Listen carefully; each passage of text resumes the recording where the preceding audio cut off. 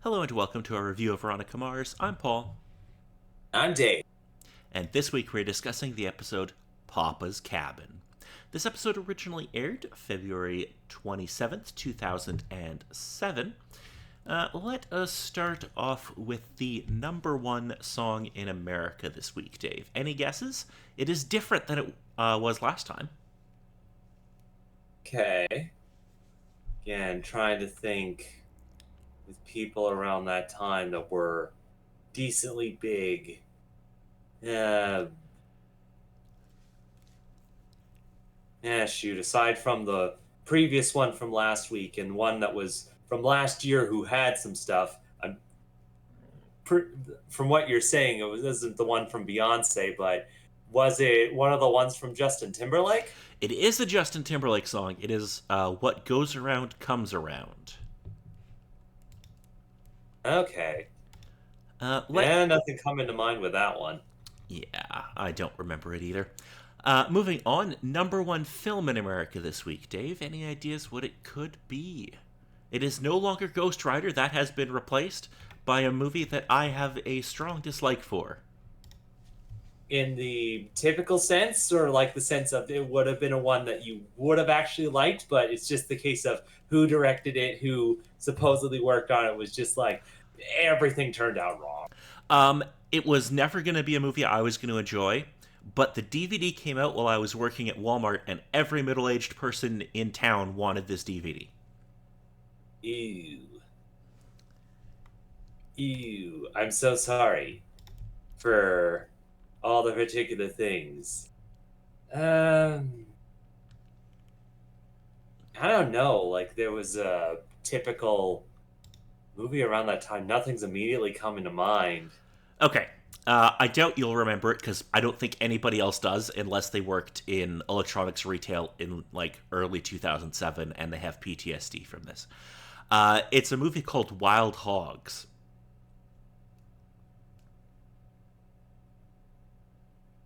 Yeah, I am drawing a blank. Okay.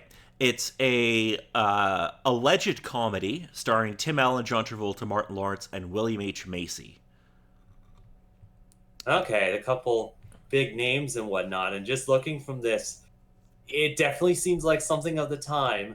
But even with all that particular stuff, it's like there's been 3,527 other movies like this, but I haven't seen this one specifically.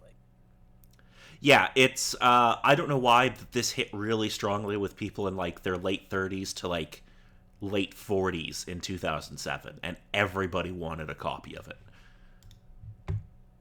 I could vaguely understand possibly with the couple lead stars and possibly the aesthetic and whatnot, but also, yeah, it leaves a couple of questions in mind. Yeah.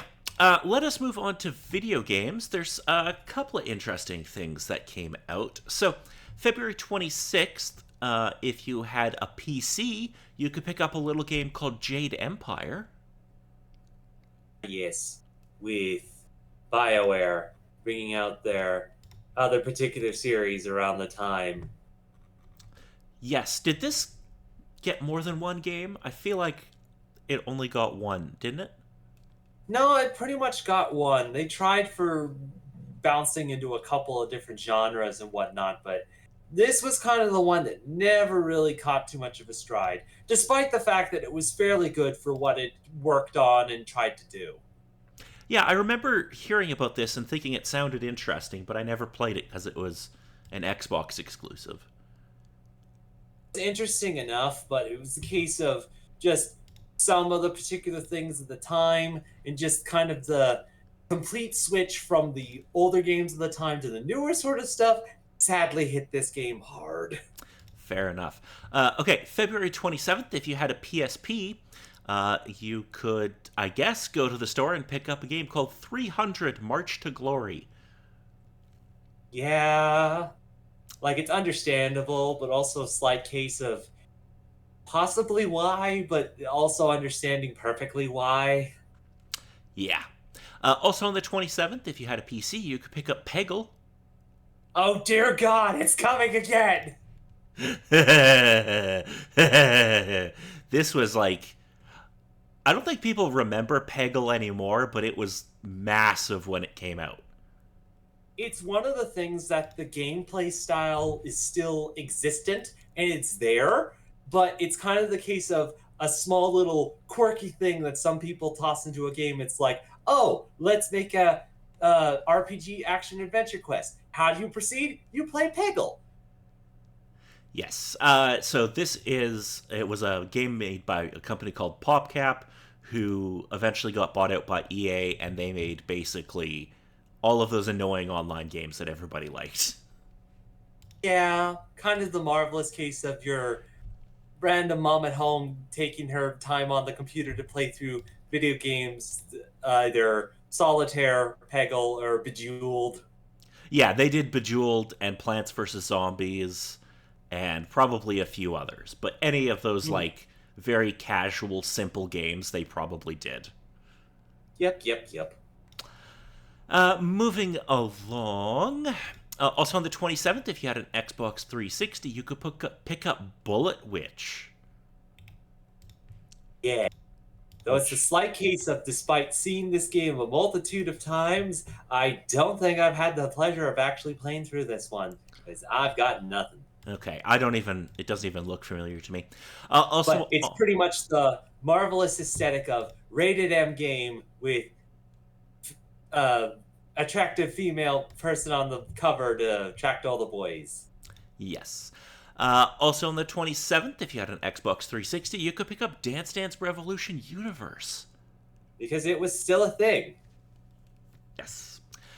Also on the 27th, if you had a PC, you could pick up Earthquake in Zipland.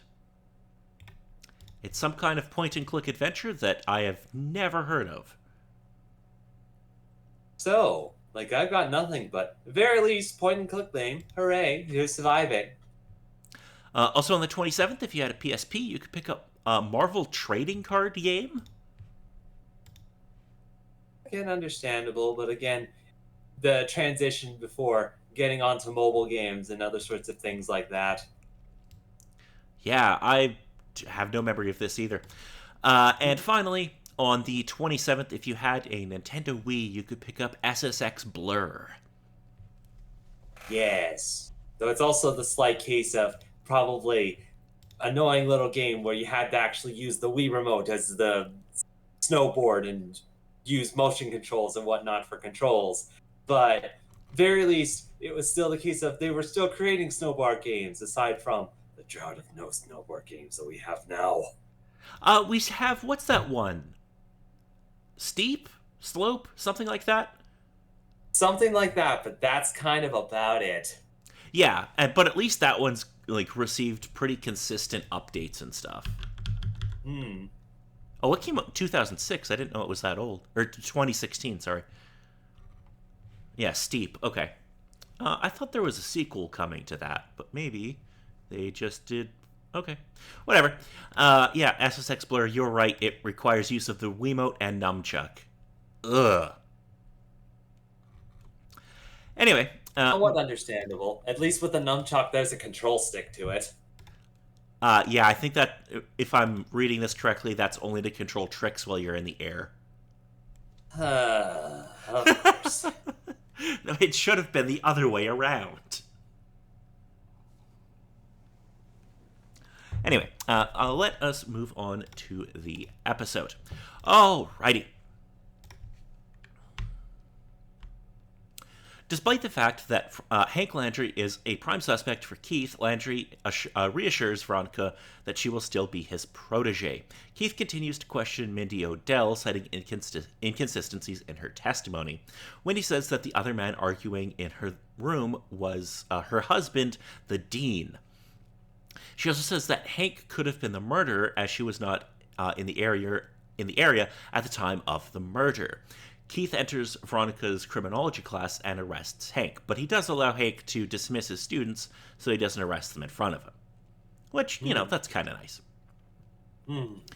Keith questions him as well and says that Mindy still set him up with the blood on his clothes, noting that he went to a convenience store before driving home. However, Keith puts him in a cell where he is visited by tinfoil, and Hank tells him to find the bug that was placed on his phone. Later, Hank sees Tim breaking into Mars investigations trying to find the bug, and Tim effectively enlists Veronica's help. They visit the convenience store with no luck for the time being. Wallace sees Logan and Parker having lunch together and tells Veronica, but she doesn't seem to care. Mindy buys a boat at the local pier, and Keith and Veronica receive news that Mindy has left town. Veronica and Tim investigate Hank's alibi further, and it checks out, leading to his release. Veronica and Tim find secret phone recordings kept by Hank. Veronica brings Keith the CD, but he informs her that Hank has disappeared as well. We see Hank showing up on Mindy's boat while listening to the phone calls. Veronica notices Mindy and Hank talking about a place called Papa's Cabin. They investigate the most recent phone calls made by Hank and find out that his alibi was faked. He was helping the witness's son escape foster care. Keith comes up with the idea that Papa's Cabin has something to do with Ernest Hemingway. Keith visits the cabin, a retreat in Mexico, before boarding the motorboat. He finds Hank, who says that he was working with her to kill the dean. He says that he and Mindy had a fight and that Mindy fell overboard. We see Mindy's body has washed up on the beach. With Landry arrested, Tim takes over the criminology class. The class starts discussing the Dean Odell case, with Tim giving a broad overview of the subject. However, Veronica asks several questions to him, which he does not answer very well. Veronica suddenly connects the dots and says that Tim committed the murder in order to frame Hank, who denied him a job opportunity. Tim is arrested and confesses to the murder, while Hank is still being tried for manslaughter in the death of Mindy. Keith and Veronica share dinner after solving their cases. So, what did you think of this episode? And do you like the conclusion to this little mystery? Like, I think at the very most, it's one of the cases that with the student that was with Hank as the professor teacher, it was kind of always sort of placed in there that he was one of the biggest suspects and whatnot, sort of involved with things. And especially with how the story sort of went, early on, it was kind of the case of, oh God, he did it because of stuff. And especially when getting information about his not receiving any sort of credit or whatnot from class, or being not seen for advancement and stuff like that. It's like, yeah, it's gotta be him. But it's still interesting enough to see all the bits and pieces and how everything was kind of shown with that, especially with Veronica piecing things together inside of the class while he was discussing the murder case with it all. And then she just cracks open the phone. Oh, hey, there's a bug in here. Oh, God. Yeah, I think it's a pretty good little solution. I kind of wish that this had been given a bit more time. Like, maybe they had stretched this out a few more episodes, because I feel like you could have maybe, done some other interesting things. But I think it's a pretty good, overall, I think it's a pretty good conclusion for this little arc. Suppose, yeah. Like, I think at the very most would just maybe be like an episode, put a cliffhanger on this one and conclude things in another one. But again, with timing for amount of episodes that they supposedly had for the season, whether or not they could manage it. Yeah, totally. Okay, so if there's nothing else about this episode, next week we will be discussing the episode Un-American Graffiti. In this episode, Veronica is hired by an Arab couple who own a Middle Eastern restaurant because their restaurant has recently been vandalized with the word terrorist spray painted on it. Meanwhile, Keith, as acting sheriff, looks into underage drinking regulations in local bars after the case of a drunk 19-year-old being hit by a motorist comes to his attention. So, yeah. Also, Logan is going to have a birthday party for his new girlfriend, Parker. And I'm sure that won't get awkward at all. No. Especially with how on the ball Veronica has been with that supposed hit thing happening. Yes. So, until next week, I'm Paul. And I'm Dave.